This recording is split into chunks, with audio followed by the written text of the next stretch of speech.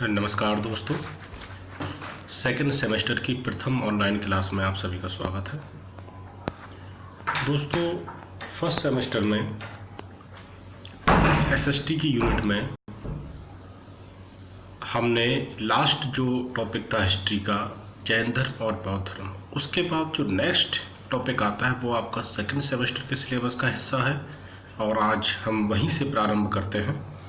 तो दोस्तों, हम बात करते हैं आज उस साम्राज्य की जो प्राचीन भारत का सबसे महान साम्राज्य था, सबसे पहला साम्राज्य था और जिसने पूरे भारत को एक सूत्र में बांधने का सबसे पहला प्रयास किया था। जी हाँ, it is Maurya dynasty, Maurya साम्राज्य। तो आज हम डिस्कस करते हैं मौर्य साम्राज्य के बारे में। चलिए, तो सबसे पहले इसके टाइम पीरियड की बात करते हैं। टोटल टाइम पीरियड है मौर्य काल का 322 ईसा पूर्व से 185 ईसा पूर्व। आप लोगों को पता होगा कि ईसा पूर्व में जो डेट्स होती हैं वो माइनस में काउंट होती हैं, घटती हैं, इसलिए ये 322 ईसा पूर्व से 185 ईसा पूर्व मैंने मेंशन किया है। इस पूरे टाइम पीरियड में 3 मेन मौर्य शासक हुए। सबसे पहले चंद्रगुप्त मौर्य, टाइम पीरियड इनका नीचे लिखा हुआ है। इसके बाद बिंदुसार, इनके जो पुत्र थे।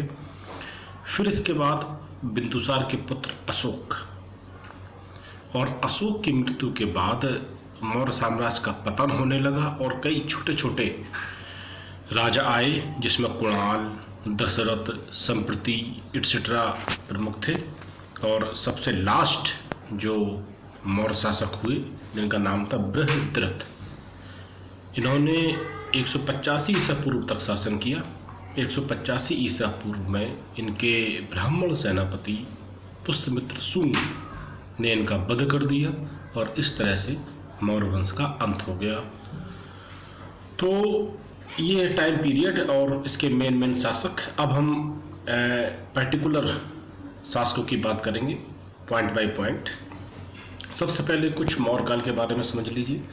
भारत का प्रथम राजवंश, प्राचीन काल का भी मैंने बताया, प्रथम राजवंश जिसने संपूर्ण भारत को एक सूत्र में बांधा। यही वह राजवंश था जिसमें कौटिल्य जैसा विद्वान प्रधानमंत्री था। कौटिल्य के बारे में हम आगे चर्चा करेंगे। अशोक जैसा महान शासक, जिसको हम प्राचीन भारत का महान शासक कहते हैं। 2 ऐसे शासक हैं इंडियन हिस्ट्री में जिनके आगे महान लगा हुआ है, उसमें से एक अशोक है और दूसरे अकबर। तो इसी राजवंश में थे।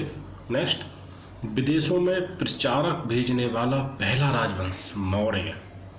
तो इस तरह से बहुत ढेर सारी क्वालिटीज़ हैं मौर्य डायनेस्टी की। अब इसके प्रथम शासक जो थे चंद्रगुप्त मौर्य के बारे में बात करते हैं। संस्थापक थे इसके, और चूँकि उस समय इंडियन जो राइटर्स थे वो बहुत ज़्यादा कह सकते हैं कि वो उतने इनका रिसोर्सेज नहीं थे। इतिहास बहुत कम लिखा गया उस समय। तो उस समय की जो इतिहास की हमें जानकारी मिलती है वो मेनली जो यूनानी राइटर्स थे उनकी लेखनी से हमें जानकारी होती है। इसीलिए ये जो यूनानी राइटर्स हैं, Arrian, Justin, Strabo, Plutarch, Megasthenes आदि, तो उन लोगों के जो विवरण हैं उनसे हमें जानकारी मिलती है। और उन लोगों ने चंद्रगुप्त मौर्य को सैंडोकोट्स, एंडोकोट्स एटसेट्रा नाम दिए, और ये दोनों नाम चंद्रगुप्त मौर्य से सिमिलर करते हैं। ये सबसे पहले किसने बताया? विलियम जोन्स ने। विलियम जोन्स वही व्यक्ति हैं जिन्होंने एशियाटिक सोसाइटी ऑफ बंगाल की स्थापना की थी। मॉडर्न हिस्ट्री में है। ओके, आगे बढ़ते हैं। प्रधानमंत्री इनके कौटिल्य थे, अभी हमने बताया। कौटिल्य के 2 और नाम आचार्य विष्णुगुप्त और चाणक्य भी हैं। ग्रंथ जो इन्होंने लिखा, अर्थशास्त्र, महानतम प्राचीन भारत का ग्रंथ। और बहुत आता है ये क्वेश्चन कि अर्थशास्त्र का विषय क्या है। तो दोस्तों, कई बार हम कंफ्यूज हो जाते हैं कि अर्थशास्त्र, इसका नाम है तो इकोनॉमी बेस्ड ये ग्रंथ होगा, लेकिन ऐसा नहीं है। इसका जो सब्जेक्ट था वो पॉलिटी से रिलेटेड था, राजनीति और एडमिनिस्ट्रेशन, प्रशासन की सारी बातें इसमें लिखी हुई। चूँकि इस तरह का ग्रंथ प्राचीन भारत में सबसे पहले लिखा गया और यूनान में मैकियावेली ने भी इसी तरह का ग्रंथ लिखा है, द प्रिंस, इसीलिए हम कौटिल्य को भारत का मैकियावेली भी कहते हैं। Very important. और इसकी लैंग्वेज जिसमें ये लिखा गया संस्कृत थी। क्लियर है दोस्तों? अब आगे बढ़ते हैं। चंद्रगुप्त मौर्य का प्रारंभिक जीवन कैसा था, कहाँ के थे, राजा कैसे बने, माता पिता कौन थे, किस कास्ट से रिलेटेड थे, ये ढेर सारी चीज़ें जो हैं वो उसके बारे में एक कहानी, किंवदंती पॉपुलर है, सबने सुनी होगी। मैं एक बार रिमाइंड करा देता हूँ आपको। मौर्य वंश जहाँ पर था वो मगध साम्राज्य का हिस्सा था, राजधानी पाटलिपुत्र थी।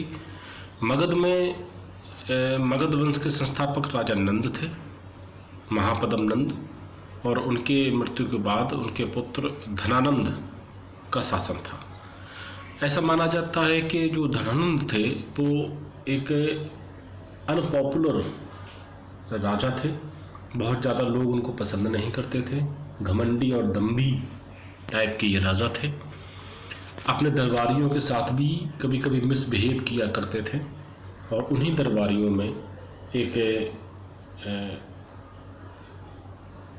आचार्य थे जिसका नाम था चाणक्य, वो उनके दरबार में थे।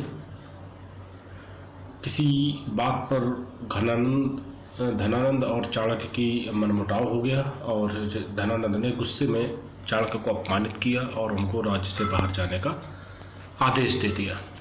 चाणक्य ने उसी समय यह प्रतिज्ञा की कि मैं नंद वंश का नाश कर दूंगा और धनानंद को हरा कर ही वापस लौटूंगा।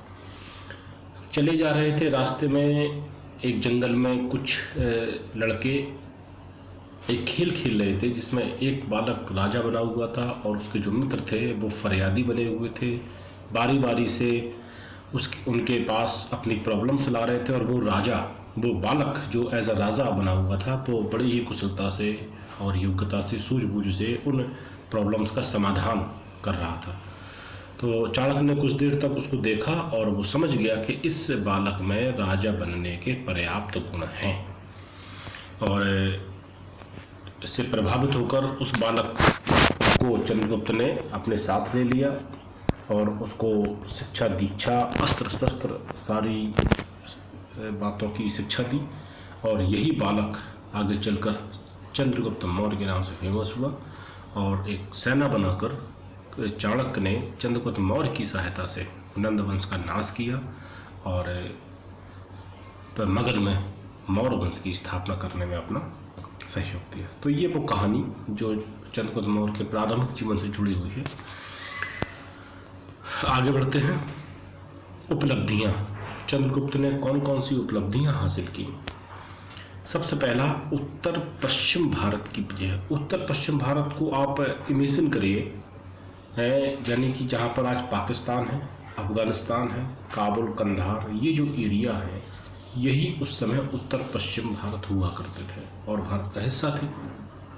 चंद्रगुप्त मौर्य ने भारत में एंटर करने से पहले इस एरिया को जीतना आवश्यक समझा और इसीलिए सबसे पहले उसने इन क्षेत्रों पर विजय प्राप्त की। विजय प्राप्त करने के बाद जितने भी असंतुष्ट लोग थे नंदवंश से, उन सबको अपनी ओर मिला लिया और उसकी सेना धीरे धीरे बड़ी होती गई। नेक्स्ट, मगध की विजय। अब उसने उसी सेना की सहायता से मगध पर आक्रमण किया। मगध की राजधानी पाटलिपुत्र थी, राजा धनानंद थे, सेनापति भद्रसाल थे। भयंकर युद्ध हुआ और युद्ध में धनानंद की हार हुई और धनानंद का वध कर दिया गया, और इस तरह से मगध में चंद्रगुप्त मौर्य ने मौर्य वंश की स्थापना की। मौर्य वंश की स्थापना करने के बाद अगला जो उपलब्धि है चंद्रगुप्त मौर्य की, वो सेल्यूकस से युद्ध है 305 ईसा पूर्व में। सेल्यूकस कौन थे? सेल्यूकस के बारे में समझ लीजिए, सेल्यूकस सिकंदर के सेनापति था। सिकंदर ने जब विश्व विजय का टारगेट किया उस समय सेल्यूकस सिकंदर के साथ में थे। सिकंदर की मृत्यु के बाद सिकंदर के जीते हुए कुछ क्षेत्रों पर सेल्यूकस का शासन हुआ, बेबीलोन के राजा बने। और जिस तरह से सिकंदर ने विश्व विजय का सपना सोचा था, उस वही सपना सेल्यूकस ने पूरा करने का प्रयास किया और भारत पर आक्रमण किया। लेकिन जिस समय सिकंदर ने आक्रमण किया था उस समय भारत में कोई एक छत्र राजा नहीं था, इसलिए सिकंदर को सफलता मिल गई। लेकिन अब भारत पर एक छत्र राजा था जिसका नाम चंद्रगुप्त मौर्य था। फलस्वरूप दोनों में युद्ध हुआ और माना जाता है कि सेल्यूकस के युद्ध में हार हुई और एट लास्ट दोनों में संधि हो गई। संधि की कुछ शर्तें रखी गई। 4 ऐसे क्षेत्र जो सेल्यूकस के नियंत्रण में थे, एरिया, अराकेसिया, जेड्रोसिया एट्सेट्रा, जिनको आज हम काबुल, कंधार, हेरात एट्सेट्रा कहते हैं, वो चंद्रगुप्त को मिल गए। सेल्यूकस ने अपनी पुत्री का विवाह चंद्रगुप्त से किया जिसका नाम हेलेना था। अपना एक राजदूत चंद्रगुप्त के दरबार में भेजने पर राजी हुए सेल्यूकस, और चंद्रगुप्त ने भी सेल्यूकस का मान रखा और उसको 500 हाथी उपहार में दिए और ढेर सारे और हीरे जवाहरात सेल्यूकस को देकर सेल्यूकस को विदा कर दिया। तो इस तरह से चंद्रगुप्त मौर्य की 3 बड़ी उपलब्धियां आपने देखी। राजदूत की बात करते हैं। राजदूत चंद्रगुप्त मौर्य के दरबार में आया, वो मेगास्थनीज था। मेगास्थनीज सबसे प्राचीन और सबसे प्रसिद्ध राजदूत जो भारत में आया और 5 वर्षों तक मौर्य दरबार में रहा। इसने जो कुछ उस समय का मानव जीवन, क्लाइमेट, एग्रीकल्चर्स, सिस्टम्स, कस्टम्स, जो कुछ भी उसने देखा सब अपनी एक पुस्तिका में लिखा जिसका नाम इंडिका, बहुत फेमस किताब है, इंडिका में मिलता है। चंद्रगुप्त की मृत्यु। चंद्रगुप्त का अंतिम समय में माना जाता है कि जैन धर्म स्वीकार किया और स्वीकार करने के बाद राजपाट अपने पुत्र बिंदुसार को सौंपकर कर्नाटक के चंद्रगिरी पर्वत पर श्रवण बेलगोला नामक एक जगह है, वहाँ पर चले गए और वहीं पर अपने प्राण उन्होंने त्याग दिए। एक सिस्टम, एक प्रथा है जैन धर्म में जिसको हम संलेखना कहते हैं, बहुत इम्पोर्टेंट पॉइंट है, संलेखना पद्धति। इससे चंद्रगुप्त ने अपने प्राण त्यागे थे। ये संलेखना क्या होती है? संलेखना वही विधि है जिसमें उपवास करके अपने प्राण त्यागे जाते हैं, यानी कि बिना अन्न और जल ग्रहण किए तपस्या करते रहिए और एक समय ऐसा आएगा कि जब आपकी मृत्यु हो जाएगी। इसको कहा जाता है संलेखना। इसी विधि से चंद्रगुप्त ने अपने प्राण त्यागे थे।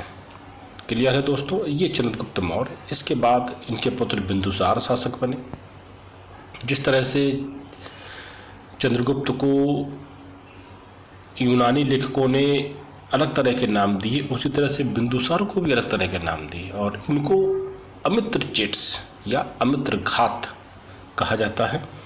बिंदुसार के शासनकाल की बहुत ज़्यादा उपलब्धियां हैं नहीं, शांतिपूर्वक इनका शासनकाल रहा। बस शासनकाल के अंतिम समय में तक्षशिला में विद्रोह हुआ, कुछ सरदारों ने वहाँ पर विद्रोह किया और इस विद्रोह को दबाने के लिए अशोक को भेजा गया। यह पहला विवरण मिलता है अशोक का, जहाँ पर अशोक के बारे में हम सुनते हैं। राजदूत के आने का क्रम बिंदुसार के दरबार में भी चलता रहा और इस समय सीरिया के एंटियोकस प्रथम ने अपना एक राजदूत बिंदुसार के दरबार में भेजा जिसका नाम था डाइमेकस। डाइमेकस अपने साथ 3 चीज़ें लाया। नहीं, डाइमेकस जब वापस जाने लगा तो बिंदुसार ने उनसे 3 चीज़ों की मांग की कि आप अब राजा के पास जाइए अपने और उनसे 3 चीज़ें कहिए कि वो हमारे दरबार में भेजें। अंगूरी मदरा, मदरा मतलब वाइन, अंजीर एक फल होता है, आज भी मिलता है, और एक दार्शनिक। तो जो राजा थे सीरिया के, जब उनको ये पता चला कि इस तरह की चीज़ें मांगी हैं बिंदुसार जी ने, तो उन्होंने ऊपर की 2 चीज़ें तो भेजना एक्सेप्ट किया, लेकिन दार्शनिक भेजने से मना कर दिया, इसलिए क्रॉस का निशान लगा हुआ है। बिंदुसार आजीवक संप्रदाय को मानते थे। तो इस तरह से बिंदुसार का शासनकाल और बिंदुसार की मृत्यु के बाद इनके जो पुत्र थे सम्राट अशोक शासक बने। यहाँ तक आपने देखा, कोई चीज़ समझ में नहीं आई हो तो आप कमेंट बॉक्स में पूछ सकते हैं। दो प्रमुख राजा चंद्रगुप्त और बिंदुसार मौर्य काल के आपने देखे। अच्छी तरह से इसको आप स्टडी कर लीजिए, और आपके पास बुक्स होंगी तो उसमें ऑब्जेक्टिव टाइप की जो क्वेश्चंस होंगे, जिसमें मौर्य काल का पोर्शन होगा, उसको सॉल्व करने की कोशिश करिए। इस तरह से आपका जीएस धीरे धीरे स्ट्रांग हो जाएगा। कल या नेक्स्ट क्लास में मैं यहाँ से आगे यानी अशोक के बारे में बताऊँगा, और नेक्स्ट क्लास में मैं आपकी मौर्य वंश का एंड कर दूँगा। चलिए दोस्तों, पढ़ते रहिए, सुरक्षित रहिए, घर पर रहिए। थैंक यू, धन्यवाद।